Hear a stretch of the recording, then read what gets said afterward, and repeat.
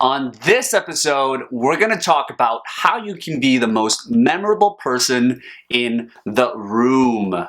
Sean Kim dropped out of one of Canada's most prestigious universities, and it was one of the best decisions that he's ever.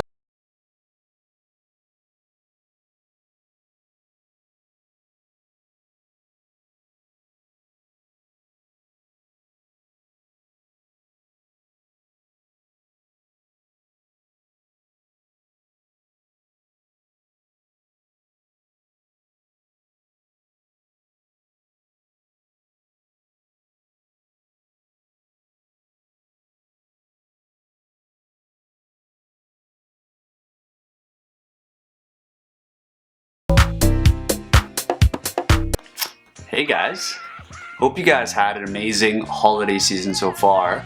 I've been having some time off and it's been really nice to spend some time with the family. We don't really go big on Christmas. We don't go like to do huge parties or Christmas dinners or anything like that. Although we did have Christmas dinner here, and my mom made some amazing ham and some turkey, and my cousins and my uncle and my aunt came over and we had an amazing dinner.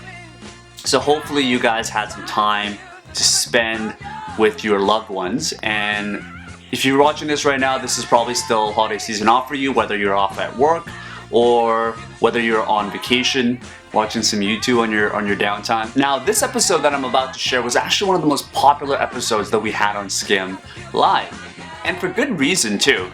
You know, as humans, we all want to be liked in some way or another, whether you're on a date or whether you have employees or whether you're trying to pursue a client to join you in your firm. We all want to be liked in some way or another. It's just our human nature. And what we uncover in the episode is all about how to be more charismatic, how to be more sociable, how to build a deeper connection with whoever that you're talking to. If any of you guys have read How to Win Friends and Influence People by Dale Carnegie, this is gonna blow your mind. Now let me tell you a little bit about Vanessa before we start, and right off the bat in the interview you're going to be able to tell that she is an amazing person, but she's also a human behavior expert, and that really comes through her story of being a very unsocial person in her early days. This is kind of how why Mark Zuckerberg started Facebook, was to come up with his own solution for not being very social when he was in college. And what Vanessa has done, that's what I think is very different from the other human behavior experts, is that she really breaks it down to a science, and she has proven information, proven studies that she's done herself and that she has collected from thousands of experts to prove her claim for whatever she's going to be sharing with you today. Not only that, she's been featured on CNN, Fox, Forbes, Wall Street Journals, and has given talks to Fortune 500 companies like American Express. And in the interview, we share some crazy and very humorous stories about how Vanessa goes up to random guys at gyms to do some research on them, discovering alpha males and all sorts of crazy, hilarious stories that she shares. We're gonna talk about what is the one thing that you can say within the first 60 seconds of meeting someone to immediately capture their attention and be more memorable throughout the relationship that you have. We talk about what is the right amount of eye contact that you should have with someone whenever you're talking to someone, and it's definitely not 100%, and she's going to give you the right insights about how to actually capture someone's attention using eye contact, and so much more. To the point that I want to really get through the interview, because I know you guys are probably eager to listen to what Vanessa has to say and the stories that she has to share. So without further ado, guys, here she is, the one and only Vanessa Van Edwards. Thanks for being on the show, Vanessa. Yeah, my pleasure. I've been researching a lot about you. I've heard you through Lewis Howes. Mm-hmm. He's awesome. Yeah, yes. he's a big mentor of mine. So been listening to your episodes and your TED Talks, and it's amazing what the research that you have and the ability to communicate that to so many people. So it's amazing what you've done so far. So congratulations. Yeah, thank you. I'm a total science geek and I love looking at research. And so Mm. I'm really scratching my own itch. And I'm just so excited that there are other people out there who like research and people as much as I do. So I feel pretty lucky. Yeah, and I gotta ask, for someone that is studying, really bringing the idea of people skills into a science, I'd love to hear a bit of the background of how that, what really drove you to study this industry. Yeah.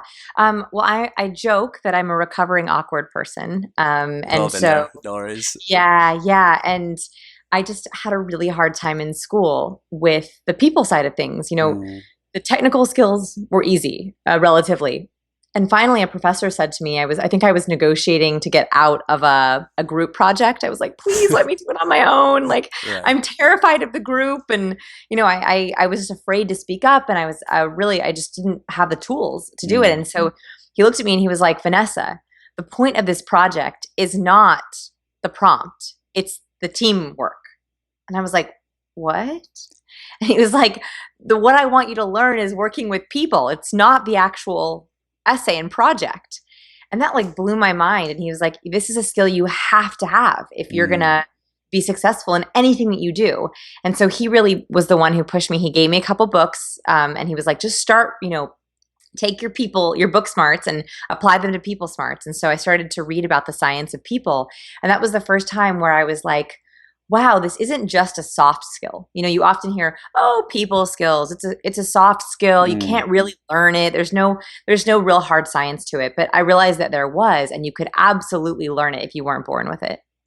Interesting. So, I mean, I think a lot of what you talk about is so relevant because a lot of us weren't taught that when we were in high school or even when we're in university. It's something that we kind of stumble onto, and I've personally, let's say when I was younger, I was quite bullied, and it's very difficult for people to jump back into that state of confidence or being able to be sociable because they think that it's not really something they can develop. Um, and I guess what you're saying, it's something that it can be taught. Yeah, and I think you're right. You're not alone that our system kind of approaches people skills as a byproduct. Mm. A lot of it thinks, oh, you know what? When they're in the classroom, they'll pick up some people skills. On the playground at recess, they'll pick up teamwork. While they're playing their sports, maybe they'll learn a little bit about that. It's sort of Right. like a byproduct. Whereas it's amazing to me that in 15 years of elementary school and high school, there's maybe a health class or two on communication and Yeah, it's relationships. so So true. you're not alone with that. Yeah, for sure. And now you're teaching thousands of peoples around the world about Mhm. how to become more confident and the importance of body language. Let's dig into that a little bit because it's so fascinating for me, and I'm sure for a lot of people listening. I think a lot of people have to go through these situations where you're meeting new people, especially if you're an entrepreneur or some sort of an artist. You're constantly meeting new clients or you're doing job interviews. And I want to go over some of the hacks that you talk about quite a lot. Um, First of all, what are some of the biggest mistakes you think that people are making today that is not displaying the type of image that they want? Yeah. So actually, I think that it's a tie-in with some of the myths about body language. Hmm. So when I tell people, I study body language, I study people skills, they're always like, oh yeah, body language. I know body language. Yeah. Good eye contact, a good handshake, and good posture. And I'm like, that's a really good start, but it's like it's such a little part of the story. So Hmm. some of the biggest mistakes actually come from those myths. For example, eye contact. Most people are taught that good eye contact is good body language, and that means 100% of the time. But actually, 100% eye contact is a territorial cue. So when you make 100% eye contact with someone, it's actually incredibly invasive and a little bit creepy. Interesting. Um, and so men especially have been taught in dating or at networking events, kind of look them deeply in the Yeah, eye. yeah, be Um, confident. yeah, and that is only half true. So in the average conversation, the ideal amount of eye contact is between 60 to 70%. It is Mm. definitely not 100%. In fact, when you do 100%, you actually raise red flags in their brain that make them want to take a step back. Interesting.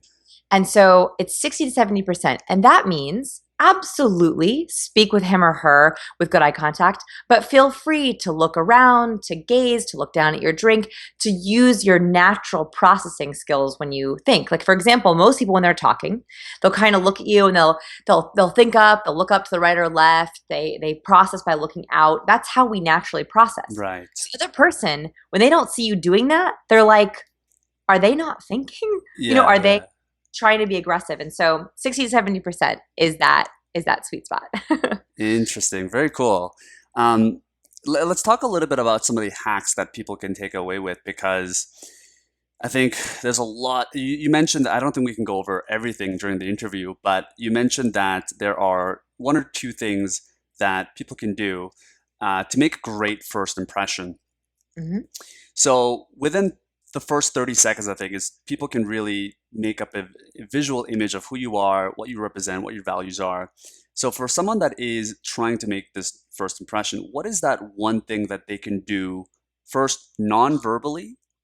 Mm-hmm. And what is one hack that they can take away with verbally? Something that they can say, whether it's I guess it could be different from a dating or interview, but what is that one thing that you think could have, there's a commonality between all of those?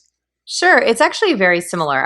There's 30 rules of body language, which is kind of cool. And almost all of them apply to romantic and professional relationships. So luckily, the science is the same. It's just different examples. So I would say like the biggest, if I had to pick one, I would say that when we study leaders, so one of the things I love to do in my lab is study alphas, both alpha males and alpha females. I find them fascinating. Yeah. I'm always on the prowl for alphas. Like I go to 24 hour, I'm working out and I'm like always looking on the treadmills for like alphas, male, female. And I will approach them and ask them to come into my lab and take my personality tests. And that doesn't creep them out? Oh my gosh, they're so honored. Really? Always. Yeah, I'll come up to them. So in my first impression, right, I need to make a really good first impression really fast. So I see an alpha male on the treadmill. Uh-huh. And boy, oh boy, do I want his data, right? Like I really want his data really bad. And so I know that I have to instantly make a good impression so he doesn't think I'm a creeper. Yeah. So the very first thing I do is actually use the science that they do themselves, which is research shows that when we first see someone, the very first place we look is actually not their eyes. It's not their face. Most people think it's the eyes and face. It's actually their hands. We very, very briefly, in less than a millisecond, glance down at someone's hands before looking at their face. And we do this as a survival mechanism to make sure that, they're not, from caveman days, are they carrying a rock or a spear? It's how we gauge friend, not foe. And so I always make sure that my hands are visible and both explanatory. So like, for example, the open palm gesture, we're on video now, but I don't know if your listeners can see, but open palm gesture, even like approaching like, hey, do you have a minute? Even that, it's showing your palm. It's actually the universal open-mindedness gesture. So having your hands visible and then having them explanatory, for example, like using your hand gestures in your elevator pitch. That's what really, really charismatic people do. They don't just say, like TED speakers, for example, like they take the stage and they say, today I have a really big idea, and they widen their hands and they say, I'm going to talk to you about 3 things that changed my life. And they hold up the number 3 and then they say, and I'm going to give you specific strategies to tackle that are going to change your life. And then they have these really great hand gestures. So think about in your elevator pitch, how you can do it. So what I do is I'll often approach the treadmill, my hands very visible, and I'll say, hey, do you have just a second? I try to wait till they're like not running when they've slowed down their pace. And usually they're like, sure. They have no idea why I'm approaching them. And then I tell them, I'm a behavioral investigator. I run a human behavior research lab here in Portland. And I would love, and I always like gesture to my heart gesture. That's actually a universal gesture for passion. I would love to be able to study you. I know that sounds crazy. So I acknowledge verbally that I know what they're feeling. Because when you verbally affirm what you think someone else is feeling, they feel like they're heard. Because I know this sounds crazy, but I believe that you're an alpha and I love studying alpha males. We're running a research experiment on it. Would you have 5 minutes to take an alpha male quiz for me? And I have never been told no. I've been told I can't do it right now, or I have to do it in a few weeks. The same thing with females. Yeah. Because usually they're very honored. And most of the time they ask me, what is an alpha male or alpha female? That's right. How do you know that about me? And how can you be sure I really am? Like, they basically are like, can I be sure that I really am? Yeah. Um, So so how do it's you fun. know? I'm curious. Like you go up to these people, Mhm. and I'm sure it's like the most random question that they've ever been asked in their entire Yeah. lives. But they're probably not creeped out because you're using the 60-70% Yep. rule, and you're Yep. asking them the Exactly. question. But how do you know if you are an alpha male or an alpha woman? Like what makes you think that they are? Yeah. So it's the first thing is not measurable, and then we'll talk about measurable. So the Hmm. first thing is not measurable, which is based on what's called thin slicing. So thin slicing is a term that was developed by Nalini Ambady at Tufts University, who basically found that when we look at a face or a picture, or we see someone immediately, our brain takes a very quick judgment of them, and that judgment is usually 76% accurate, where we can decide their personality traits. There are 5 different universal personality traits that everyone has, Mm, and we're about 76% accurate in guessing those traits just from looking at a picture of someone. So it's even more accurate if you see them in motion or interesting. in movement. So the first one is my gut instinct, right? Like I'm scanning the gym, I'm scanning the crowd and looking for anyone that just thin slice pops out at me as someone who I think is a leader. Then I usually go into more of the measurable things. So for a man, how square is his jaw? Mm, Um, for a woman, I'm looking for a physical presence of how far back are her shoulders and what is the distance between her shoulders and her ears. In other words, does she turtle wow. down? Typically, leaders don't turtle. They're not very in that bow position. Yeah, They typically tend they're to have more up. Yeah. yeah, they typically have a greater distance between their shoulders and their chin. So I'm looking for those kinds of cues right off the bat. Now I can't measure them with my ruler as I do in the lab. I mean, I could, but I think that would be a little weird. Yeah. So I'm kind of I judging them, I Right. gauging them to try to take in their measurements. And then a lot of it has to do with vocal cues. As soon as they start speaking to me, how relaxed are their vocal cords? Typically, Mm, leaders have very, very relaxed vocal cords. They use what's called a resonance point when they speak. So the difference is if I get tense, my vocal cords, you can actually kind of hear that there's some tension in my voice. I don't know if you can hear that. I'm making them purposefully tense right now. okay. Now listen to the difference.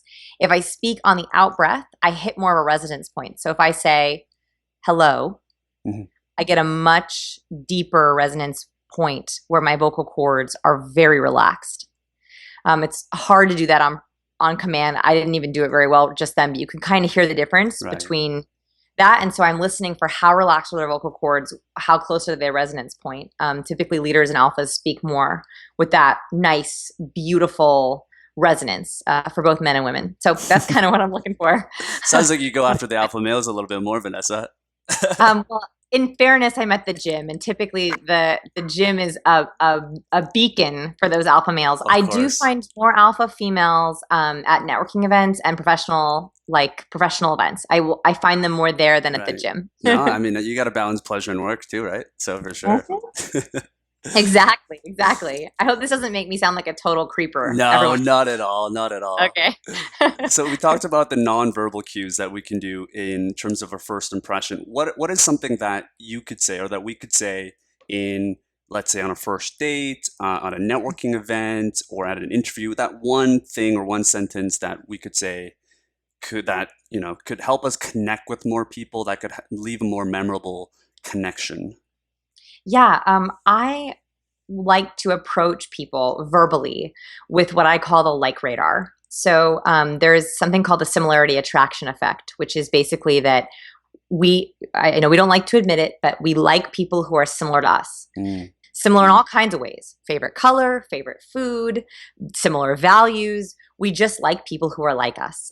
We even like dogs who look like us. So we are always look on the lookout for who's like me, who's like me, who's like me. That's kind of what we're doing when we're at networking events and we're on dates. And so what I do is I actually verbally approach people with this like radar in mind, where I am actually trying to find how are we alike.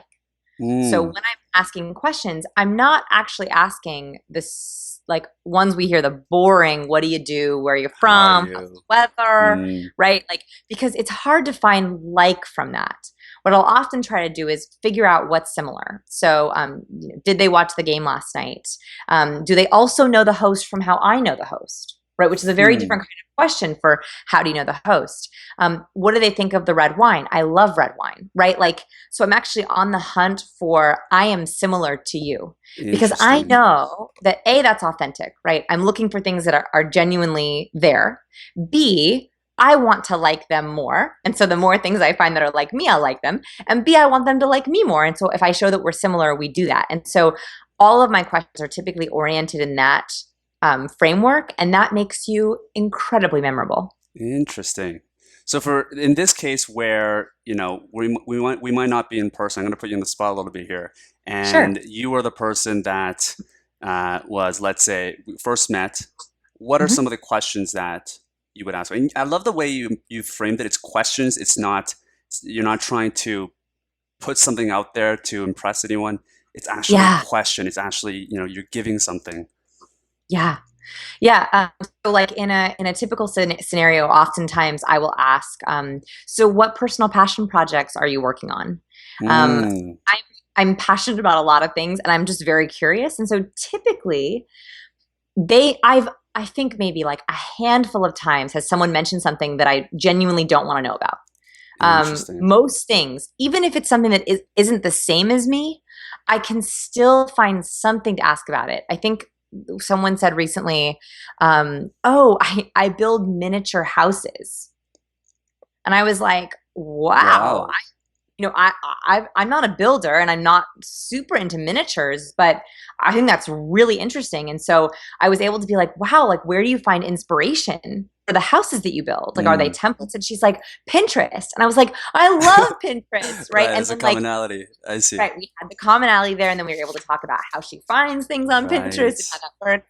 And so that's that's sort of my go-to question. And you learn so much about people very quickly when you ask that question. That's a really good point, actually. And I love that question. You nailed it. What are your passion projects? That's the question I would have loved to have been asked. And I think, when we're going through these conversations, especially when we don't really know the person, there's a lot of silence that happens, and we call it the awkward silence. And, some people say that it's only awkward if you say it's awkward. But what are some of the ways that we can handle in terms of nonverbal? Because I think verbally, I don't know how that would work. What are some of the things we can do nonverbally to feel comfortable with uncomfortable silence? Yeah, well, it's funny that you bring up silence because I was terrified of silence, like that awkward silence, terrified. Yeah, me too. So much so that I would be talking to people and actually interrupt them because I was so afraid that a silence was coming, which is the worst way to interact. And someone called me on it, and very gently, very nicely, I actually wrote a blog post about it, and I decided to take a vow of silence. So I actually was silent for an entire week last summer. I do it every summer. I'm doing another one coming up this summer. Hopefully you'll join me. I don't even write. I'm completely silent. And I go to networking events, go on dates with my husband. Like I do it all, except I'm totally silent because I learned to force myself into that space, and amazing things happen in the silence. Amazing things. When you allow people that extra second or two to process, to think, they will often go deeper with you. They often add something. They will ask you a question that maybe they were hesitating on. And so I love the silence. So first, respect it, right? See if you can let it go for another second or two, maybe even take a vow of silence with me. The nonverbal thing you can also do is you can do a slow triple nod. So the slow triple nod is kind of like a nonverbal ... You're basically telling someone, please tell me more. And so it's if you have that silence and you don't want to jump in right away, or you're not sure if it is silent or not, like sometimes you don't know if they're done, right? Like they're saying something and you're like, are they done? Yeah. You can do that 1, 2, 3 triple nod to show you're waiting, you're engaged, you're listening.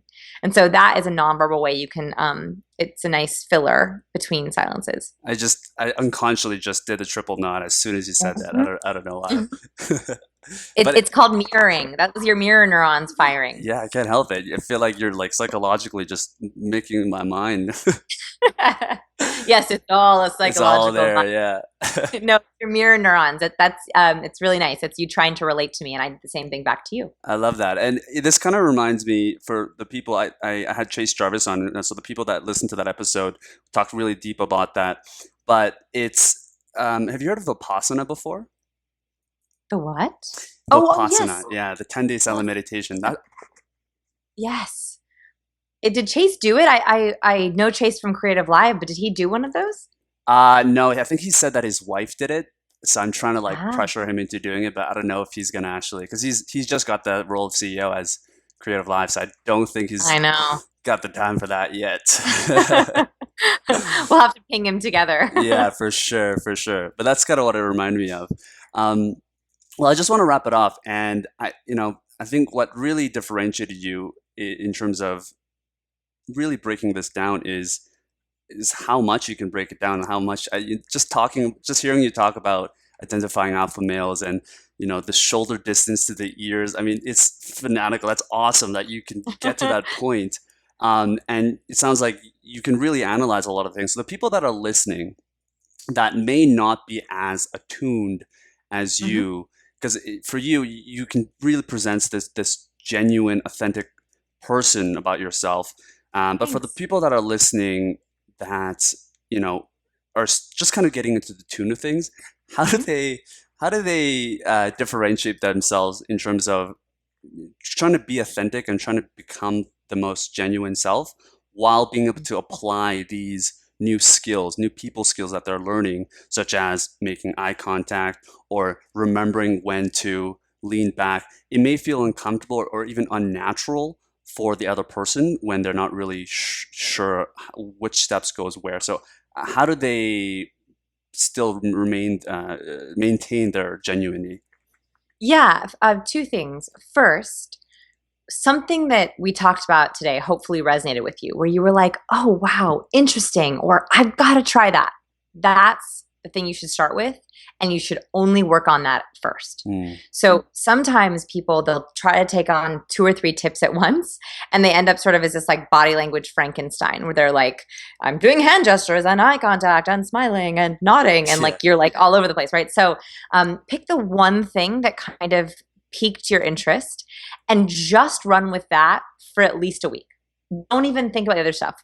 And in a note in your calendar or in like a reminder, set to re-listen to this or the other cues you want to try, but just focus on one. That gives your brain enough bandwidth to be able to process what's going on and be authentic without being too distracted. That one Mm. cue, it can kind of just be a light reminder. And the second thing is gentle autocorrect.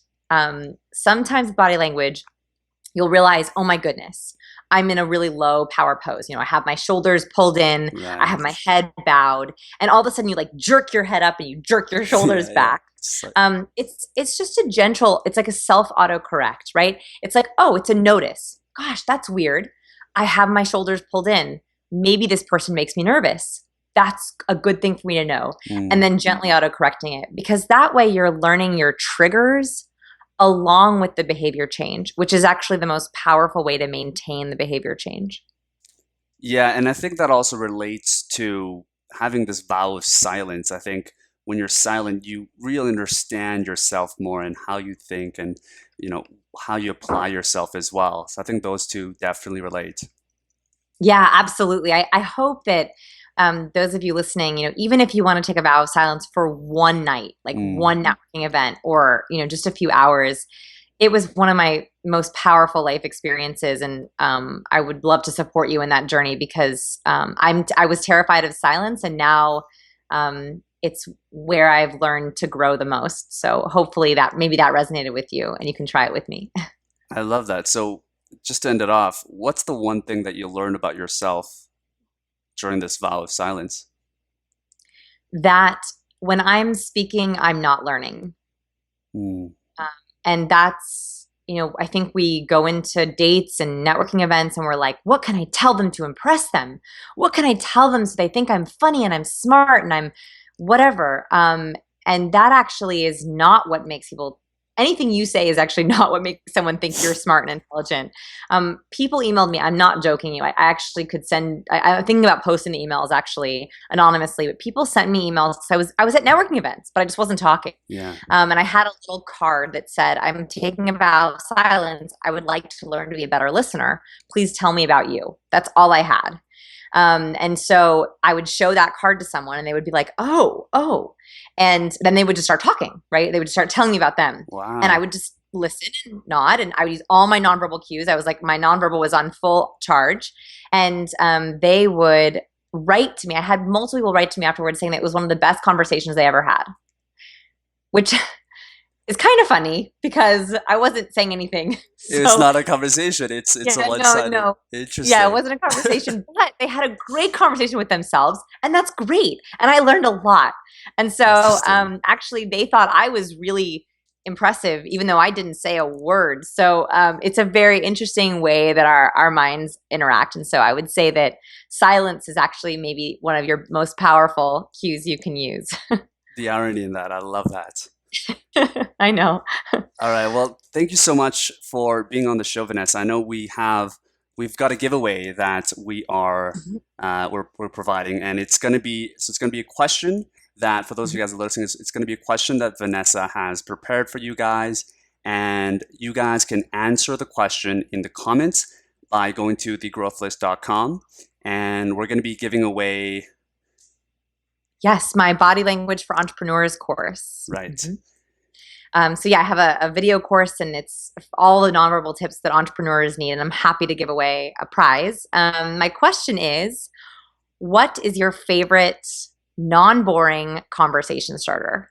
And so I want to know what is like the sassiest, sexiest, juiciest, interestingest. That's not a word. It's gonna be a new conversation starter. Yeah, conversation starter you have, and that will be he'll get my course. Awesome. And so we'll pick the best answer out of a lot, and the winner will get Vanessa's course. There it is, guys. Thank you guys so much for tuning in to another episode. I know this is a throwback, and we're going to make sure that we can get more of these episodes to you guys soon. What I would really love to know from you is, which other guests would you like to see on the show, and which one of them should I be reaching out to? And you could even talk about subjects that you would like to learn about. Maybe it's starting your own business and you'd like for me to bring on more successful entrepreneurs. Maybe it's more, Pulitzer Prize winners or New York Times bestsellers to come on and share their expertise on social psychology, like what Vanessa has done. It could be about, growing personally. It could be about health, relationships. Anything that you guys have in mind about what you would like to learn, please leave a comment below. And this is how we can interact and start the conversation about bringing in the best people to help inspire you, to help take your life to the next level, whether it's in business, relationships, or your life. And I'm super excited to be doing this show for you guys. In case you guys didn't see the last episode about standing out, this is an interview that I did with Dory Clark, and it was a separate video that I made about some of the things that I wish we went through the interview with Dory, and I share the 5 tips on how you can stand out in your business, life, or relationships. So tune in right here, which is where the episode will be for you. Thank you so much for tuning in. Love you guys so much, and have an amazing day. Oh, by the way, make sure you subscribe by clicking this button right here, and this is how I can send you more useful videos.